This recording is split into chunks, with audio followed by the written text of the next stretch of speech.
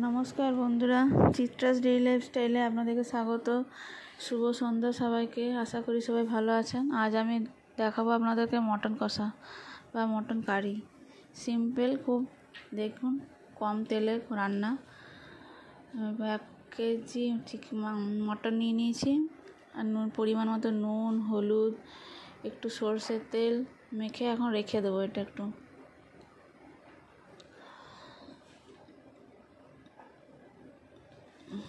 খুব সিম্পল, বেশি খুব তেল আমি দেবো না। দেখুন একটু তেল দিয়ে এলাম। আবার রান্না তো অল্প তেলেই করব। একদম বাড়িতে বানাবেন, খুব সহজ, মানে সুন্দর টেস্ট হবে।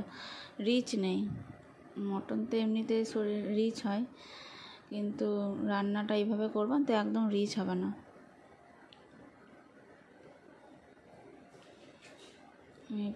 নুন, হলুদ, তেল মাখিয়ে রেখে দিচ্ছি।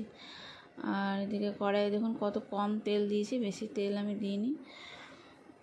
তেজপাতা দিলাম 2টো, আর লবঙ্গ, এলাচ, দারচিনি, গরম মশলাগুলো দিলাম। শুকনো লঙ্কা একটা ফোড়ন দিলাম। দিয়ে আমার এদিকে 4টে পেঁয়াজ টোটাল নিয়েছি। 2টো পেঁয়াজ কুচি করে নিয়েছি, আর 2টো পেঁয়াজ বাটাতে দেব। 2টো পেঁয়াজ আমি কুচি এই তেলে দিয়ে দিচ্ছি। তেলে ভালো করে আগে পেঁয়াজটা ভাজবো।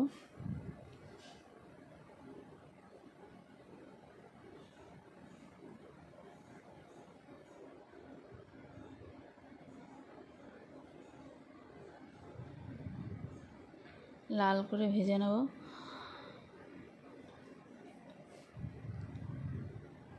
এইরকমভাবে আপনারাও রান্না করে দেখবেন, একদম শরীরে খারাপ হবে না, আর খেতেও খুব সুন্দর হবে, টেস্ট হবে। মাটনের যে সেন্টটা, খুব পেঁয়াজ রসুন হয়ে গেলে বা বেশি মশলা দিয়ে দিলে যে মটনের আসল টেস্টটা পাওয়া যায় না।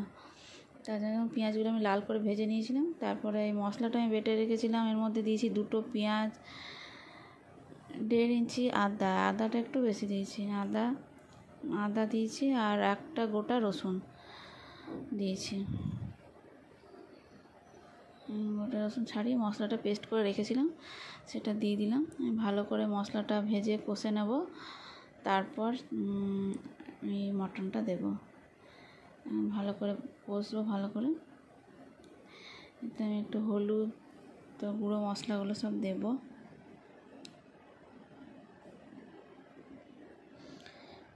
ধনে গুঁড়ো দিলাম 1 টেবিল স্পুন করে সব দিলাম, ভর্তি করে।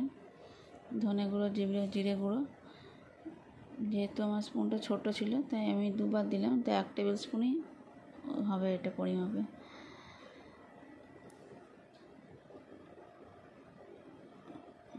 বেশি মশলাটা ভালো করে কষিয়ে নেব যতক্ষণ না কাঁচা গন্ধ যাচ্ছে। হাই থেকে মিডিয়াম ফ্লেমে রেখেছি, লো ফ্লেমে খুব রাখিনি, আর খুব হাই ফ্লেমেও রাখিনি, মিডিয়াম ফ্লেমে রেখে মশলাটা আমি আস্তে আস্তে কষিয়ে নিচ্ছি। আগে ভালো করে কষা হয়ে গেলে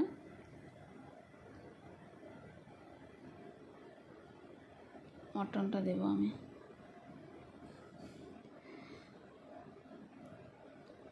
খুব কম তেলেই রান্নাটা করেছি, এবং মশলাও প্রচুর দিইনি, দেখে আপনারা বুঝতে পারবেন। এমনি ঘরোয়া পদ্ধতিতে আমার রান্না আপনারা করে দেখুন, আপনাদের রিচ কম হবে, মানে টেস্টও ভালো হবে আর রিচও কম হবে। এই মটনটা দিয়ে দিচ্ছি আমি।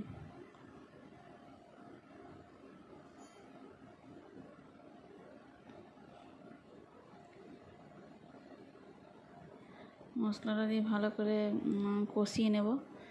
একটু সময় ধরে কষাতে হবে, যেহেতু খাসির মাংস, একটু সময় ধরে কষিয়ে নেব ভালো করে।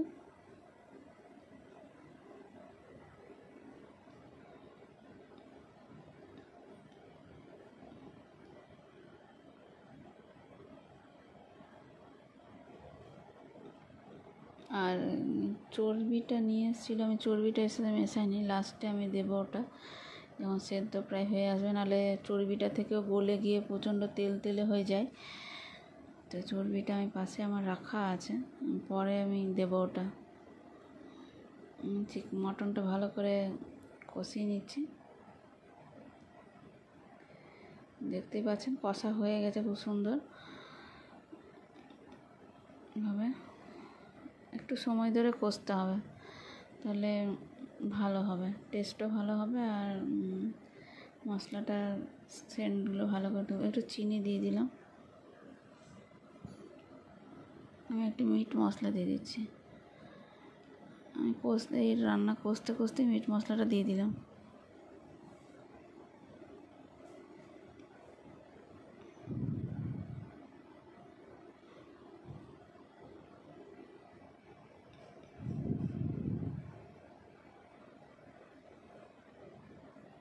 মটন পুরো চাপানো থেকে নামানো অবধি 1 ঘন্টা পুরো লাগবে রান্না করতে, সেদ্ধ হয়ে নামাতে 1 ঘন্টা লাগবে।